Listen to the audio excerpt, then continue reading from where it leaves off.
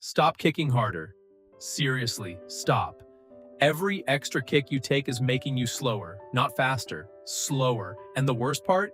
You have been doing it for months, maybe years, and nobody told you. Here is what is actually happening when you swim freestyle. Your upper body is working perfectly. Arms pulling, shoulders rotating, head bound position good, yeah. But your legs are doing something completely different. They are sinking. Not dramatically, not all the way to the bottom. Just enough. Just a few degrees below horizontal. And that small angle is destroying your swim.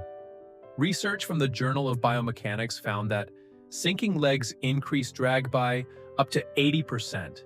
Not 10%, not 20%, 80. That is not a technique issue.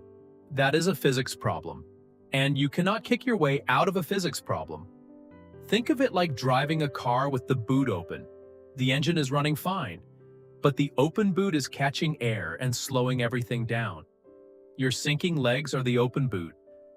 The harder you kick, the faster the engine spins. But the drag stays, and it costs you everything. And here is where it gets worse. Specifically for you, if you came to swimming from running, cycling, or the gym, your legs are stronger than your swimming technique. That sounds like an advantage. It is not. Strong legs are heavy legs.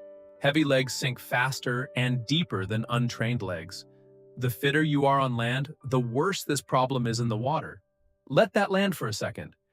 So why do legs sink at all? Two reasons. Density and balance point.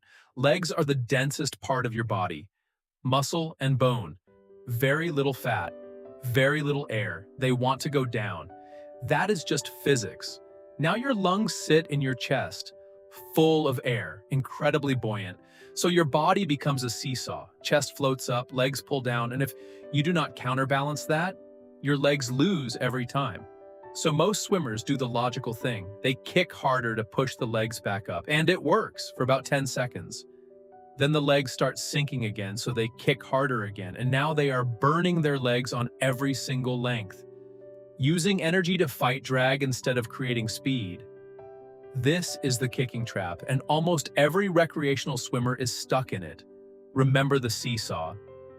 If one side is always heavier, you do not fix it by pushing up from below. You fix it by moving weight to the other side. That is exactly what elite swimmers do. They do not kick their legs up. They press their chest down, and the legs come up automatically. That is not a trick. That is how a seesaw works. So how do you actually fix this? There are 3 changes in order. Do not skip ahead. Fix number 1, your head. Most swimmers hold their head slightly too high, eyes forward instead of eyes down. That lifts the front of the seesaw, which drops the back, which sinks the legs. The fix is simple. Look straight down at the bottom of the pool. Not forward, not at an angle, straight down. Do this one thing and your legs will rise immediately.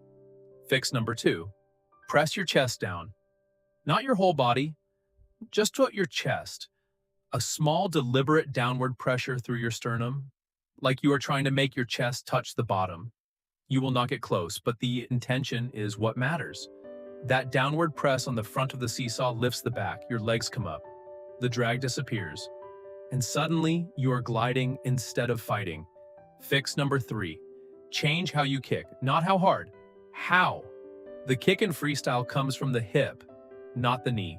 Most swimmers bend the knee too much. That creates a scooping motion below the waterline, which adds drag instead of removing it. The correct kick is a long, straight whip from the hip. Small ankle movement at the end. Feet just below the surface, not churning the water, slicing through it. Now here's the part nobody tells you. When you first fix your body position, it will feel wrong. It will feel like you are going slower, because you are using less energy. And your brain has been trained to equate effort with speed. More kick equals faster. That is what it learned. But in swimming, effort and speed are not the same thing. Efficiency is speed.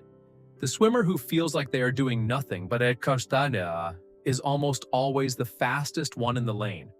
Here is how you test this in your next session. Swim one length at your normal effort. Time it. Remember it. Then swim the next length, focusing only on two things. Eyes down, chest pressed slightly toward the bottom. Same arm stroke, lighter kick. Time it again. I already know what happens. The second length is faster, and it felt easier. That is the moment everything changes. You do not need stronger legs. You do not need more fitness. You need your legs where they belong. Horizontal, quiet, right at the surface. Not fighting the water, sliding through it.